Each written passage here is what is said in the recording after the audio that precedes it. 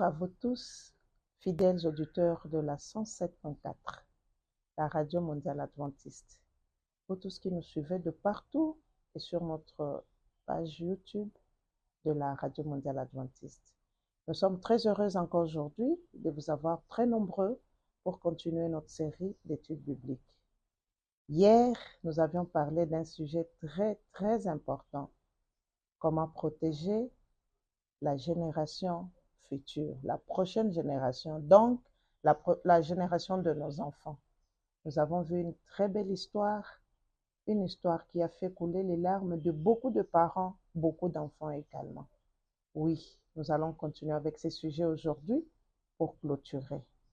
Prions d'abord le Seigneur. Merci Père pour l'occasion que tu nous donnes encore ce matin. Nous voulons parler avec nos amis. Aide-nous Père à parler de ta part et que quelqu'un quelque part là où il est en train de nous suivre trouve solution aux problèmes qui préoccupent sa famille, son foyer, son mariage, ses enfants. Au nom de Jésus-Christ. Amen. Oui, nous allons commencer par l'histoire d'Élie. Élie était un bon sacrificateur dans les temples en train de travailler pour Dieu. Il avait aussi une famille.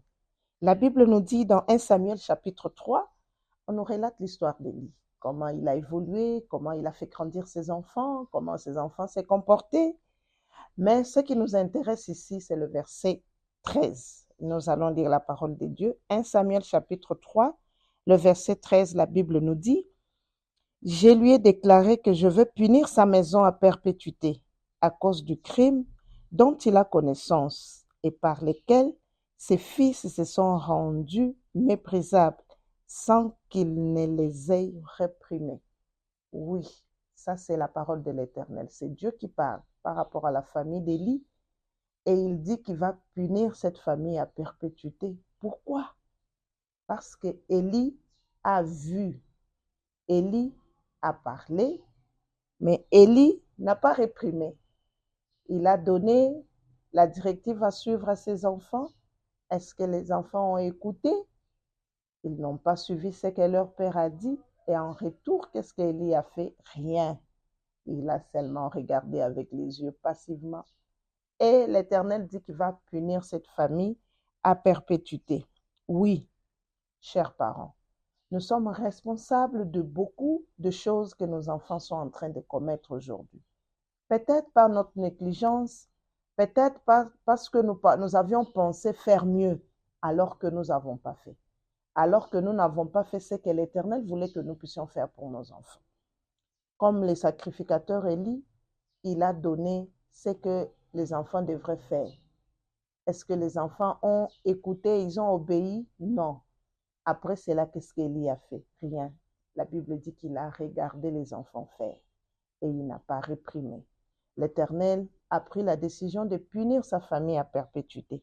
Chers parents, l'amour ne consiste pas seulement à donner à vos enfants ce qu'ils veulent, mais l'amour consiste aussi à les empêcher de ce qui va les détruire.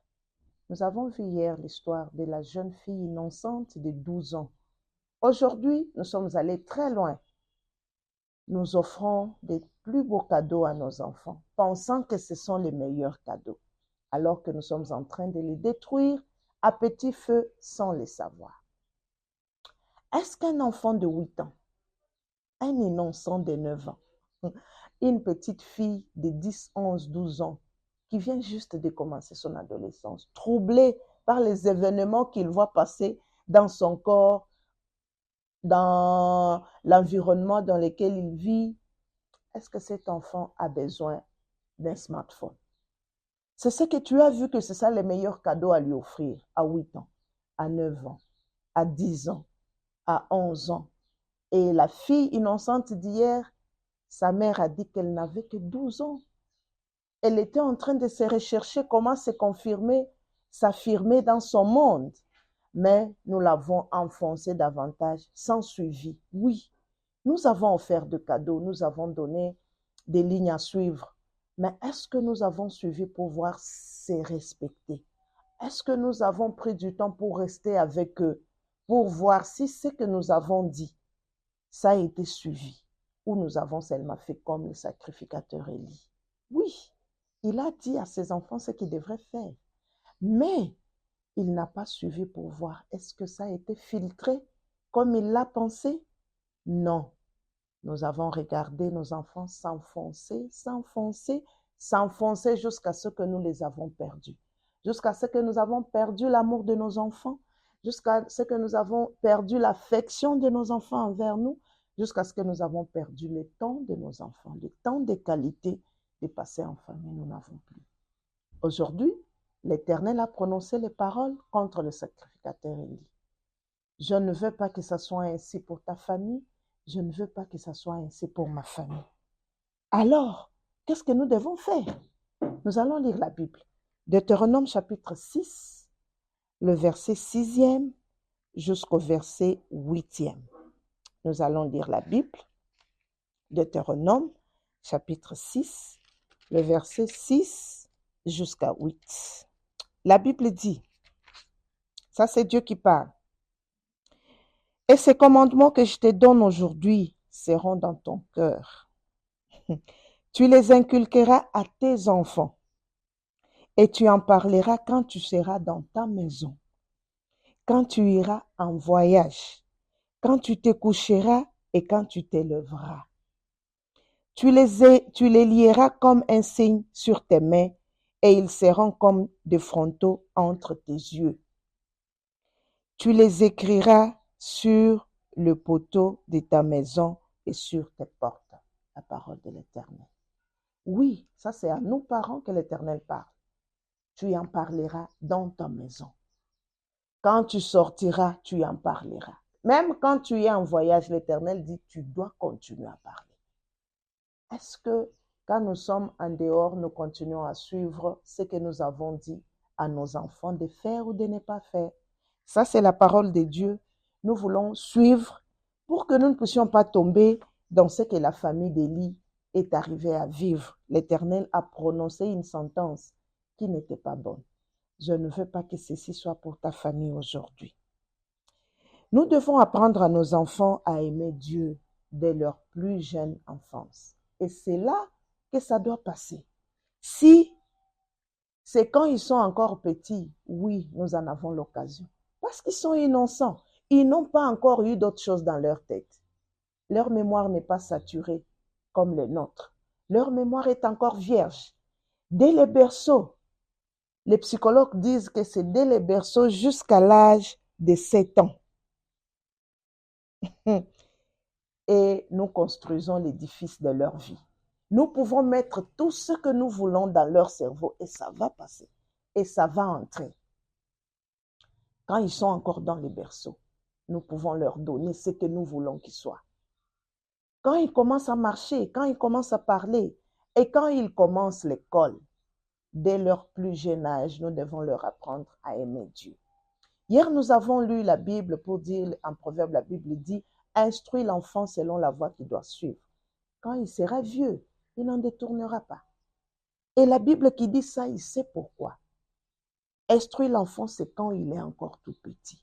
Dans cet âge-là, quand ils sont encore innocents, leur mémoire est là pour prendre tout ce que nous voulons que ça entre.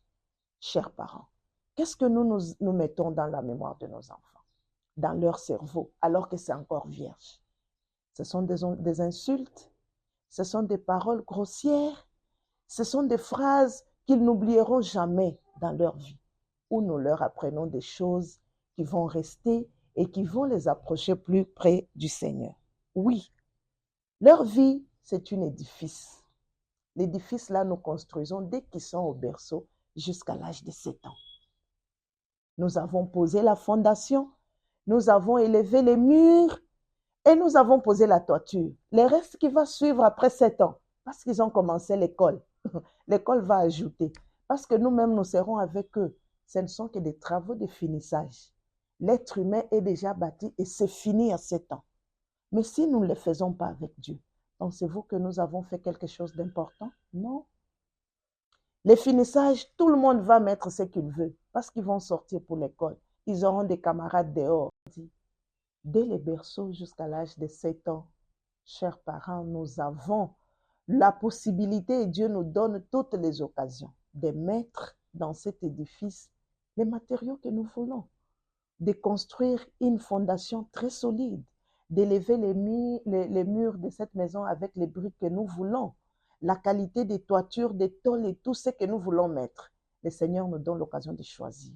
Et c'est nous qui sommes responsables parce que nous sommes en train de façonner l'être humain, selon la volonté de Dieu, bien sûr. Mais qu'est-ce que nous avons fait? Aujourd'hui, avec le stress de la vie, avec ce que la vie nous offre, nous avons abandonné ces petits êtres à leur triste sort. Nous pouvons voir aujourd'hui, tous les deux parents sont tellement occupés que pendant cette période que nous devons mettre les bases solides de l'éducation de nos enfants, que nous devons construire cet édifice qui est la vie de nos enfants. Nous avons abandonné ça aux gens que nous avons pris. Ils sont bons parce qu'ils nous aident, ils nous assistent dans nos maisons. Ceux qui aident à garder nos enfants. Nous les avons autant dans nos maisons. Mais imaginez qu'une mère abandonne ses petits êtres à 2-3 mois. Les autres même voire 1 mois. On l'abandonne au berceau. Nous n'avons pas le temps de qualité pour passer avec lui afin de construire cet édifice. Nous avons laissé à quelqu'un d'autre d'inculquer. Deutéronome, nous avons dit, la Bible dit, tu vas les inculquer dans tes enfants. Et à qui nous avons donné la responsabilité d'inculquer? Nous avons trouvé des gens. Oui, ils nous aident énormément dans notre maison. Mais je voulais vous décourager pour dire, pas pour inculquer, pas pour construire cet édifice, non. Ça doit être le travail de nous qui avons cherché ces petits êtres pour qu'ils viennent au monde. C'est notre responsabilité pour que nous puissions les construire selon ce que nous voulons. Le Seigneur va nous aider, oui, et nous allons y arriver. Mais si c'est une petite fille, un enfant comme lui, à qui nous avons laissé la responsabilité d'inculquer, imaginez toute la journée, les parents sont dehors en train de chercher. Oui, la vie nous impose que nous devons sortir pour chercher les qui cherchent, les libangas. Nous allons partir ici et là, monter, descendre et rentrer fatigués. Et surtout, dans des grandes villes comme la nôtre, avec les trafics et les embouteillages que ça nous donne, nous allons arriver à la maison épuisés, stressés, tard dans la nuit, trouver ces petits êtres que nous avons laissés depuis le matin. Imaginez qu'est-ce qui est entré, quels sont les matériaux de construction qu'on a posés. Nous ne connaissons pas. Et quelqu'un a bâti selon ce que lui veut, selon ce qui lui passe par la tête. Ce sont des phrases, ce sont des mots, ce sont des gestes, ce sont des regards. C'est tout ce qu'il veut faire de ce petit être. Il va le faire. Comme je l'ai dit que son cerveau est encore vide, il n'y a rien qui est passé là-bas. Le mémoire est encore vierge. On va mettre. À 2, 3 ans, 4 ans, il a déjà quelque chose qu'on a déjà fondé. La fondation est déjà finie. On a élevé les murs. Peut-être que dans les 3 ans qui restent, c'est la toiture qu'on va poser avec le tôle et tout, la charpente. Et on continue à poser des choses que toi, tu ne connais pas. Et quand toi, tu rentres, tu es fatigué, tu dois dormir. Peut-être c'est quelques instants que tu passes avec lui. Tu peux passer avec lui 2-3 heures. Tu peux passer avec lui 4 heures. Peut-être fatigué. Tu ne causes pas avec lui. Tu ne sais pas ce qu'il a vécu pendant la journée. Oui. Et ça passe. Imaginez après 7 ans, quel est l'édifice que tu as construit? Qu'est-ce que ça ressemble? Ça ressemble à quoi? Est-ce que c'est ce que tu as rêvé faire dans la vie? Non. Est-ce que le matériau qu'on a utilisé, c'est ce que tu avais rêvé utiliser? Non. Oui, nous devons créer du temps. Créer du temps pour façonner cet être. Parce qu'après 7 ans, nous pouvons maintenant commencer les travaux de finissage petit à petit. Mais la base a été déjà posée. La base a été déjà posée. Est-ce qu'elle est solide? Est-ce qu'elle est fragile? Est-ce qu'elle va faire à ce que ce petit être puisse être ballotté par le vent partout où il va passer? C'est pourquoi nous les voyons aujourd'hui. Nous avons une génération des enfants. Oui, les enfants qui n'ont pas eu la chance de vivre ça. Nous pouvons les voir. Ce n'est pas tous les enfants non plus, mais il y a une qualité des enfants que nous regardons et nous déplorons. Ce n'est pas de leur faute. La faute est à donner à ceux-là qui les ont élevés quand ils étaient petits. Eux avaient quoi dans leur tête? Quels sont les matériaux qu'ils ont utilisés pour construire? C'est ce qu'ils vont donner. Parce qu'on ne peut donner que ce qu'on a reçu. Si on n'a pas reçu quelque chose de bon, nous allons donner ce que nous avons reçu. Tu peux trouver une mère qui dit que son enfant est un chien. Il se comporte comme un chien. Est-ce que c'est normal qu'une personne puisse mettre au monde un chien? Ça, c'est ce qu'on a reçu. C'est ce qu'on va donner aussi. Et comme on est en train de lui donner, ça va rester dans sa tête. Ne vous y trompez pas. Les images que nous avons regardées quand nous étions petits, à 2, 3 ans, 4, 5 ans, pourquoi vous pensez que c'est pourquoi ça ne quitte pas la tête? Tu peux te réfléchir et regarder en arrière quand tu étais petit. Chacun a une image qu'il a regardée quand il était petit. Et cette image est dans sa tête jusqu'aujourd'hui. Et ça ne quittera pas. Et c'est toutes les histoires qu'on a fait entrer dans la tête pendant cette période-là. C'est resté. Et ça a façonné notre caractère. C'est ce que ça reflète ce que nous sommes aujourd'hui. C'est pourquoi je vous demande de faire un effort pour que nous puissions rester un peu de temps avec nos enfants. Oui, nous avons un livre qui nous donne de très bons conseils. Et j'aimerais que nous puissions lire quelques extraits de ce livre. C'est le foyer chrétien à la page, le chapitre 28 et le chapitre 38. Il y a des extraits dans ces chapitres qui font à ce que nous puissions avoir une vie heureuse si nous suivons ce que la servante du Seigneur nous a parlé dans ses écrits. Ce sont les écrits qui peuvent nous aider et nous aider énormément. Nous pensons que si nous suivons, nous pouvons faire de bonnes choses. Nous pouvons arriver à donner le meilleur de nous-mêmes. Nous pouvons faire quelque chose qui va plaire au Seigneur. Lisons quelques extraits de ces chapitres 28 et 29 et nous allons prier.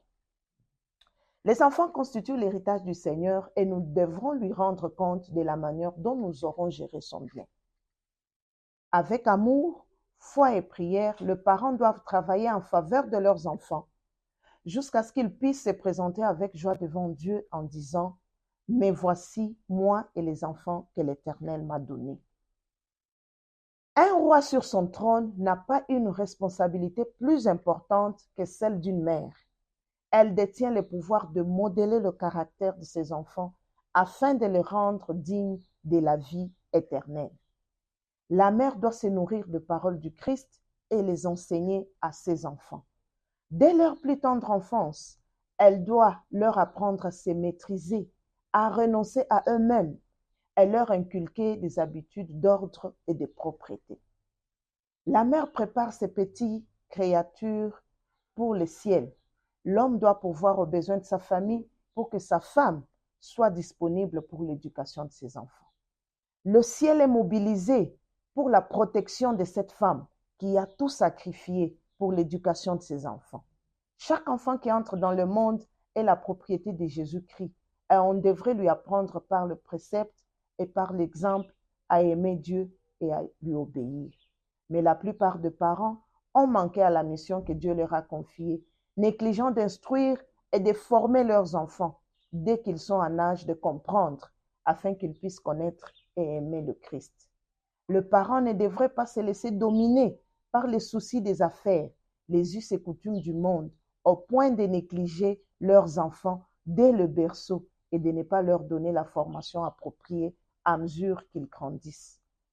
Les enfants sont confiés à leurs parents comme un dépôt précieux dont Dieu un jour leur demandera compte.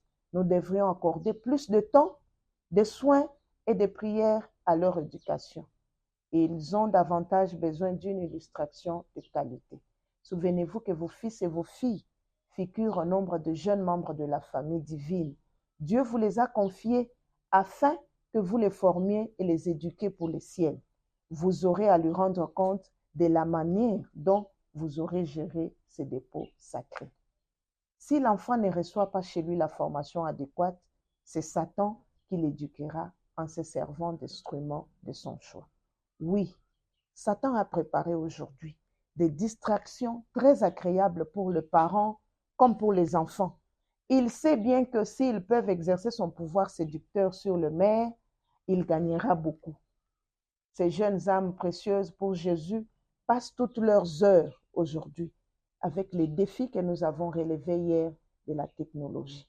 Quand nous les laissons comme ça, entre les mains des gens que nous avons cherchés pour nous aider, ces gens, ne vous en faites pas. Ils ont aussi euh, les astuces qu'ils mettent pour qu'il soit à l'aise.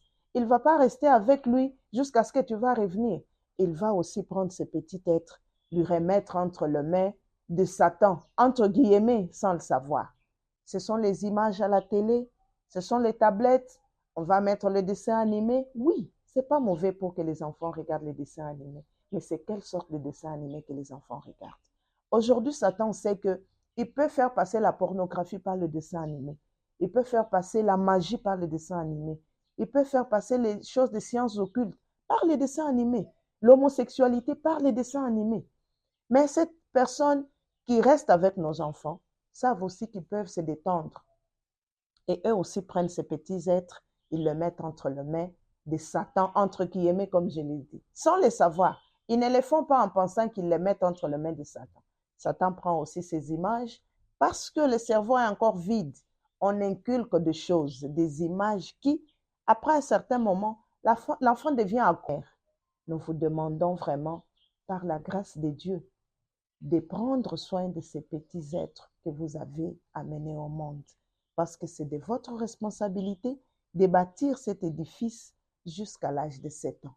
Avant qu'il n'aille à l'école, qu'il ait déjà une base solide qui va faire à ce que, même si les vents et marées vont arriver pendant les travaux de finissage, il a au moins quelque chose que sa mère et son père avaient mis dans son cerveau et qui reste jusqu'à ce qu'il sera une personne adulte.